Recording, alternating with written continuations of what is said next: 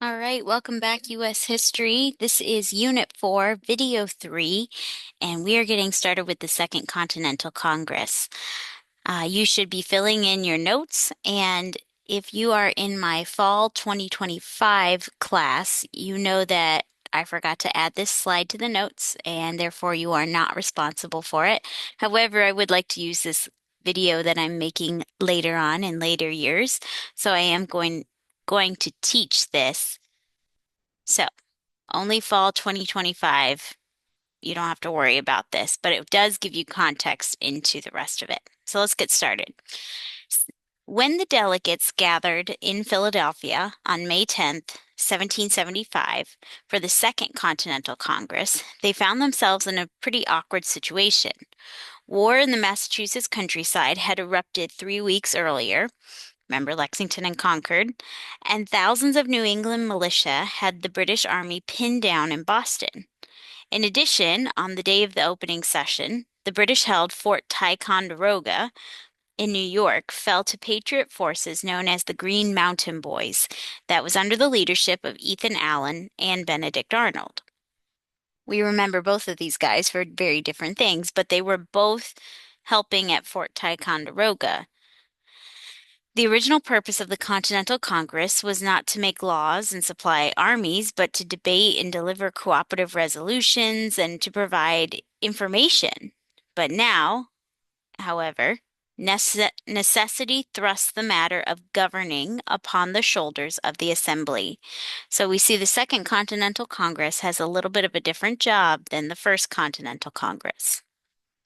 So, the first order of business was choosing a military commander-in-chief. The delegates appointed one of their own, George Washington. He had recently arrived in Philadelphia in uniform to offer his services to command the Virginia's militia force. Now he was being asked to take charge of a Continental Army, which was, at that moment, a shabby collection of farmers and shopkeepers facing the best trained and best equipped army in the world. Washington was a natural choice for commander-in-chief. His appointment proved to be one of the best decisions that the Second Continental Congress made. As a Southerner, the 43-year-old Virginian would help link the Patriot cause in New England with the rest of the country. As commander of the Virginia forces during the French and Indian War, Washington had emerged from the conflict as a local hero. His greatest strength, however, was not his resume, but his commanding presence, cool under fire and keen ability to lead and inspire, all essential to the seemingly impossible task that he was being unanimously elected to.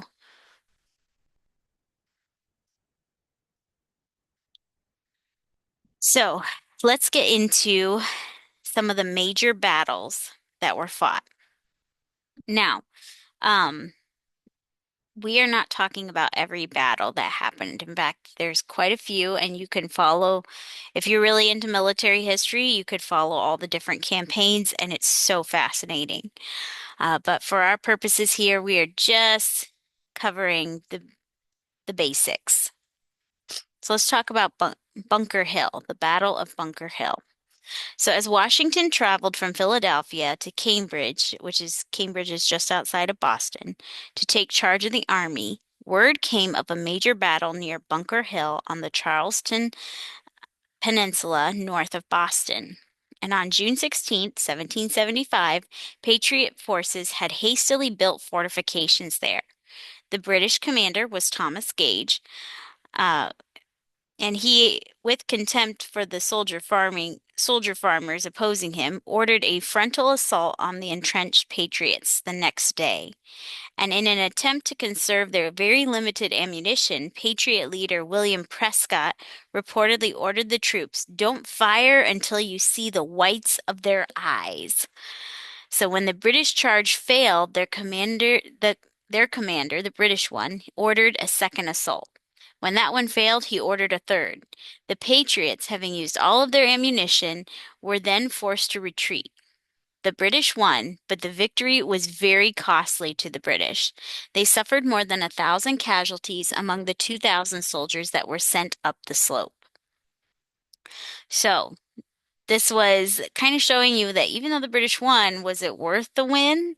It was kind of one of those. Um, for the Continental Army, there was about 115 wounded or 115 killed and 300 wounded or captured.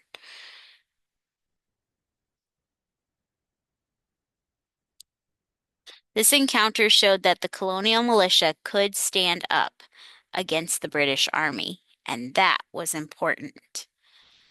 So now we're going to move on to the Battle of Saratoga. Give me one moment here.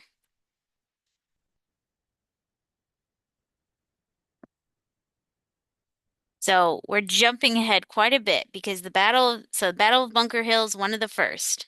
Battle of Saratoga is about the middle of the war.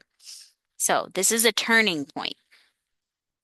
So while General Howe was preparing to his blow against Philadelphia, General Burgoyne was marching down Lake Champlain in an impressive order. He easily seized Fort Ticonderoga back from the Patriots, and at this point, however, the British plan for a three-pronged attack began to break down. Howe's decision to attack Philadelphia meant that only a small force would ever attempt to move up the Hudson River. The third British force that was marching towards Albany, New York, to help Burgoyne was pushed back by the American force. Following these indirect setbacks came several defeats inflicted directly on Burgoyne's forces. Then, in two separate battles south of Saratoga, New York, the Americans dealt heavy blows to the British. The American commander, General Horatio Gates, received much of the glory for these victories, but the real credit to Gates is to Gates' subordinates, General Benedict Arnold and Colonel Daniel Morgan. The British attempted to retreat to Canada. However, the Americans, who were more experienced woodsmen, overtook them and surrounded them near Saratoga. So, the Battle of Saratoga was a major turning point in the war. First, an entire British invasion force of more than 6,000 men had been killed and captured, and second, France enters the war. France was eager to help the Americans win their independence because it would weaken France's rival, Great Britain. So, Battle of Saratoga is a turning point. We get French help and we beat more than 6,000 British soldiers. Valley Forge.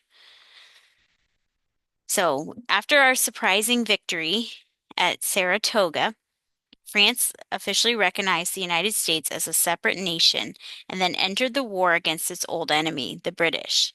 Now we have a powerful ally in the struggle for independence.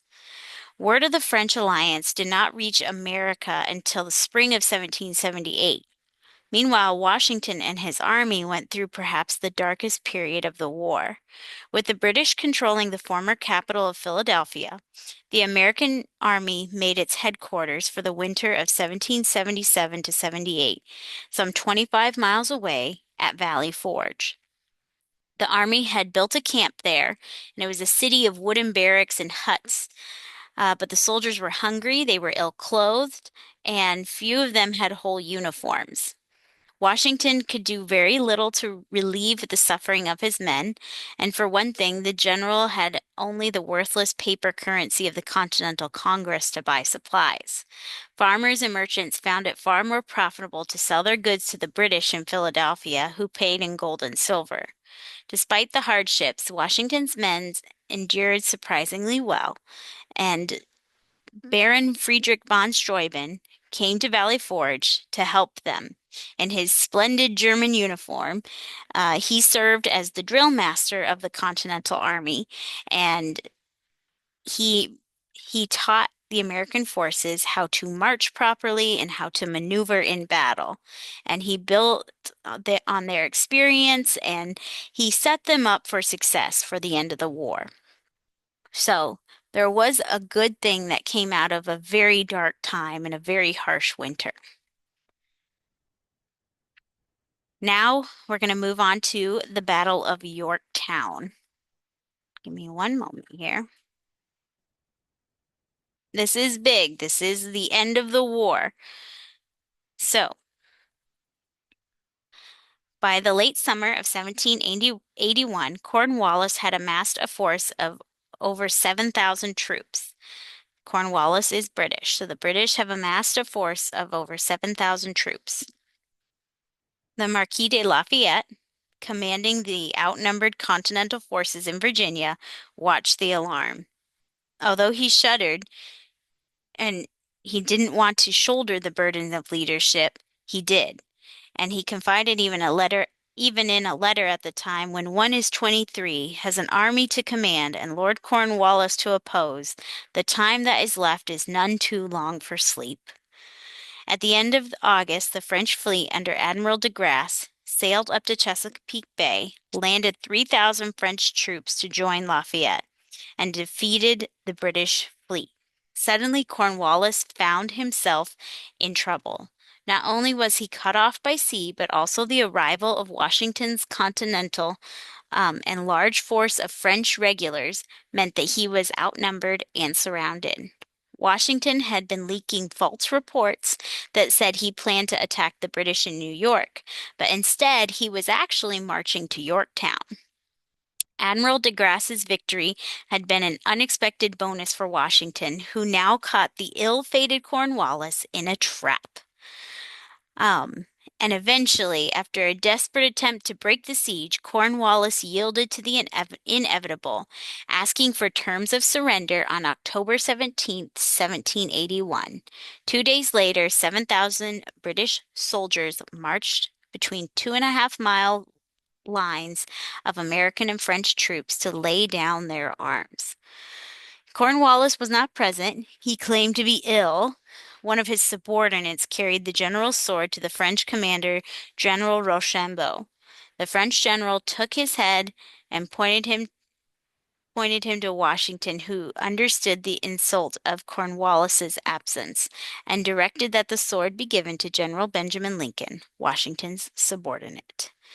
And then we enter in. So the war is over and we enter into the Treaty of Paris. So this was the treaty that officially ended the Revolutionary War on September 3rd, 1783. King George III was shaken by the loss at Yorktown. The king initially demanded that the war should continue, but soon he submitted to the pressure from Parliament and the people to accept that the war was over. Peace commissioners were appointed to meet the American negotiators, Benjamin Franklin, John Jay, and John Adams, in Paris. The Treaty of Paris was signed, and it acknowledged that the colonies were indeed independent, and the United States was awarded all the land east of the Mississippi River, with the exceptions of Florida, which was under Spanish control. And then the United States agreed to allow the British troops that were still in America to leave, and also agreed to pay all existing debts owed to the United States. And the United States also agreed not to persecute any loyalists who chose to stay. Now, many would move to other parts, but that set us up to be able to be friends in the future, or I would say allies in the future. Here we have our list of people who made a great difference in the war. I'm going to just let you read through that and let me know if you have any questions. We do a project with this in class, but these are the main people that you need to know, and this is the phrase. This is a matching section on your test. So take some time just to look at this slide and connect those names with what they did. All right, guys, I hope you have a great day. I'll see you later.